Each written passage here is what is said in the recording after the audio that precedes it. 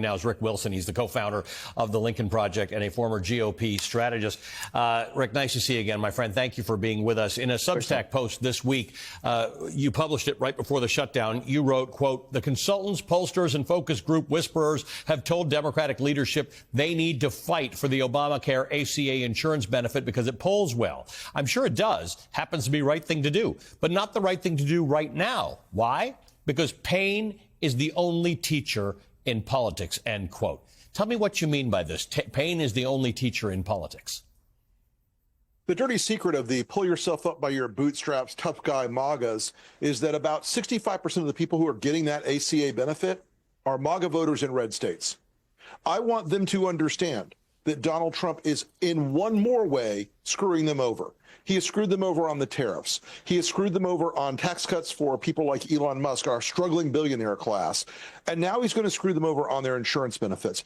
The other part of this is that no matter what Schumer and Speaker Jeffries got in the room with Donald Trump, as the speaker correctly pointed out, they just do things unilaterally. Anyone who believes Donald Trump would keep a deal with the Democratic leadership is making a fool's bet. These are not people with honor or integrity who you can trust in a negotiation. They will turn around and bite you. They're the scorpion. It's in their nature to bite you. So my argument against making the ACA the only centerpiece of this is that you have a lot of other ways to bring pressure on Trump. My argument is, yeah, bring that pressure, but also go in that room and say, end the tariffs right now, so that Democrats could walk out of that negotiation and say, hey, folks, we tried to save the country, because the tariffs are killing our economy. They're hurting our farmers, our working class manufacturing jobs. They're hurting construction jobs. They are causing enormous economic damage. And so far, the Democrats are basically silent on the thing that people are now associating with Trump's worst economic instincts and plans. Okay, so this is interesting. In some way, you're arguing let people have the government they voted for, and feel the consequences. The other issue here is that Democrats will blame Republicans for the shutdown. Republicans are blaming Democrats for the shutdown. At some point, this does become an issue of who blinks first. Sure. And look, Trump has a pair of twos right now. He's bluffing. Trump is bluffing. They are under pressure from their people. You'll notice that the 25 or 26 Republicans in the swing seats, they're not out posting the sassy Count Sombrero memes. They're not out bragging that Trump's going to cut the government down to nothing. They're not out there saying this is a great idea, Mr. President. They're scared to death. Right now, the state of Virginia is going to have a blowout this year if they're not careful, because the message is not, oh, the Democrats are cutting government jobs in Virginia. It's quite clear who cut the government jobs in Virginia. No one is buying that DOGE was a Democratic operation. No one is buying that this shutdown. And the early polling has all been running about 1.5 to 1 against Donald Trump on people who blame Trump and the Republicans for the shutdown. There's going to be a political consequence to this that the Republicans will have to eat. And all the Democrats have to do is wait at this point. I know it's hard. I know they don't want to have people lose their health care coverage, but they should want to teach the Republican base a lesson. They should want to teach them a painful lesson. They should want those farmers to not get a bailout. Yeah, because if the Democrats go along with giving the farmers a bailout right now, you know what the farmers do? Hey, Trump was right. He got us a bailout. And then Zoran Mamdani should call him a socialist. Why I wanted to set up the whole, right? You could just let the farmers make their money properly, or you can give them a bailout, right? But like, if you didn't cause the problem, you wouldn't need the bailout, which is exactly what happened in 2018. I think we bailed farmers out to almost $25 billion or something. But that's why I wanted to quote all this Project 2025 stuff, because in prior shutdowns, it's looked like there's been sort of a two-way negotiation. Everybody's trying to get something done. Russell Vought, I think, is fine with this, right? He wants to drown the government in a bathtub, and he wants the size of government that you can drown in a bathtub. Russell Vought is a political arsonist. And by the way, this is not a conservative approach. This is not a limited government approach. This is a maximalist approach. The reason they want to cut government jobs is so they can repose more power merely in the hands of the president himself. They don't want any sort of consultative functions in the government or oversight functions in the government like inspectors general, et cetera, because they want Donald Trump to be able to use government against his political enemies, e.g. Mondami and Newsom and other folks. They want a maximalist government in the Oval Office. They don't want, and they're not cutting, by the way, they're not cutting to cut for efficiency or savings. They're cutting to cause panic among Democrats. And in that regard, the political consequences to them, they're going to lose 3 or 4 congressional seats in Virginia if they play this game. They can't afford to lose 3 or 4 congressional seats in Virginia. There's a lot of downstream consequences here, Ollie.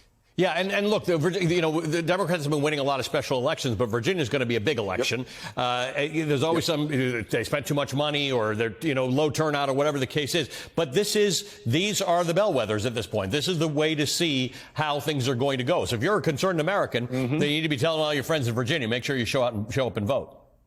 Absolutely. Absolutely. Rick, go ahead. Sorry. Not on their actions and motives. Why should the rest of us?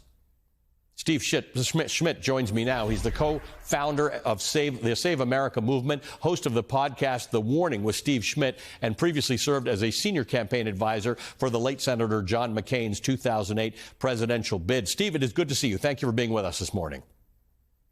Good to see you. Steve, I want you to forget everything I just said. I want you to forget this, because what you have been doing this week is telling Americans, do not be despondent. Do not lose faith. Do not shrink in the face of these absurd threats made by Donald Trump and Pete Hegseth, because you think that we're in a strong position to fight back.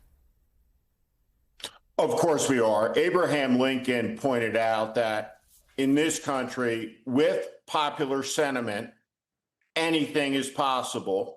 And without it, nothing is possible. And so the American people, at the end of the day, will have to make a decision about whether they support all of the things that you talked about or whether they will reject it. When you think about Pete Hegseth this week in the military, what a young officer is taught from the beginning of their service is they go to their men. They get out of their foxhole and go to the men. The secretary goes to the commands, doesn't order the generals to him to preen on a stage, reinterpreting the movie Patton in the beginning. And so all of the theater is un-American. It is an assault on the ethos, the values, the core ideals of the military. That Pete Hegseth, a person who is a living desecration of those values, was up there. The culture, more than anything else, values accountability. That's what those officers have spent their life succeeding at. Great responsibility with tremendous accountability imposed. And that's what Pete Hegseth is the antithesis of. But it's a dangerous moment. Stephen Miller at the Charlie Kirk Memorial event gave a full-on Nazi speech. It was Hitlerian. And since then, the threats have grown and the promises to turn the military against the people, including the obscenity of a military raid with men rappelling out of helicopters. Who were they? What force did they belong to? What agency? Were they military? They certainly weren't ICE. ICE doesn't have that capability or training to arrest 37 people. Well, the American people are smart.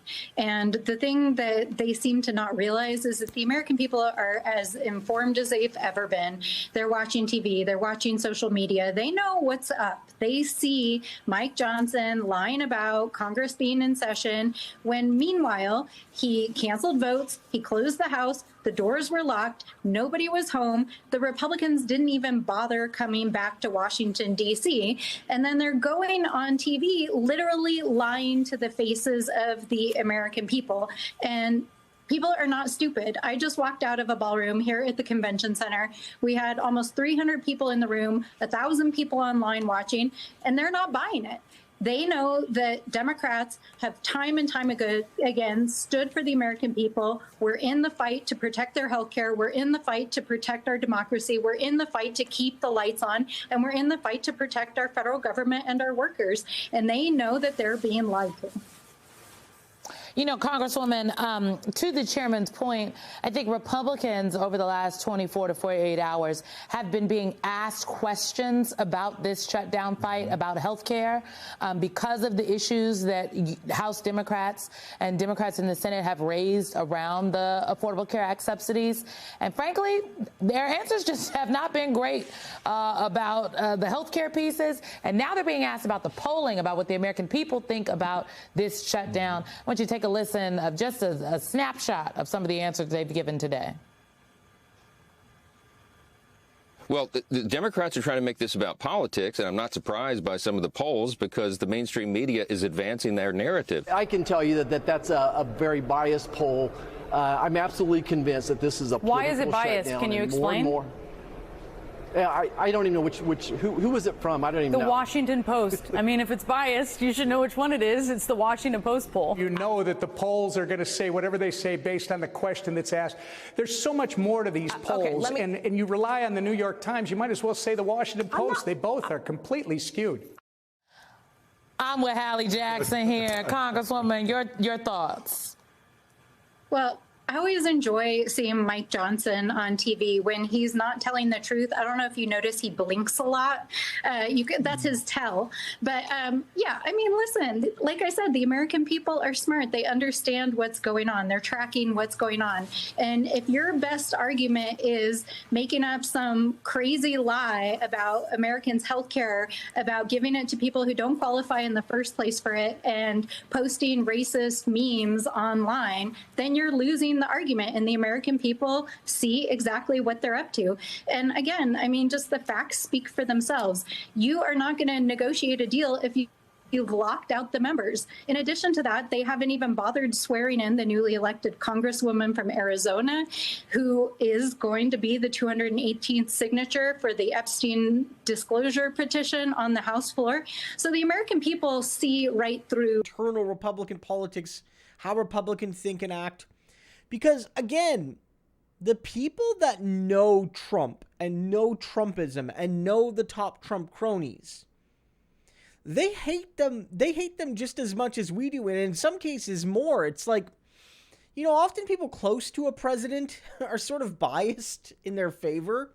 But you notice with Trump, the people who really know him, they hate his friggin' guts.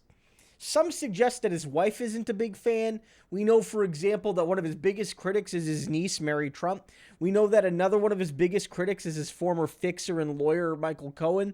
All these people that know Trump very well, that know him on a deeply... They don't just know him from the internet clips. They don't just know him in a philosophical sense.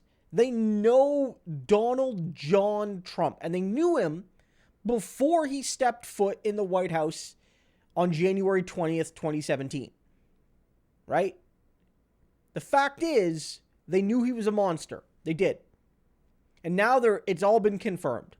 So, listen to these Republican voices. I'm not saying we need to listen to them for policy. Right? We're not going to listen to the neocons and let them dictate policy. That's a bad move. But listen to them and how they expose the GOP rot. Because they have dirt that we only have the iceberg, the tip of the iceberg of.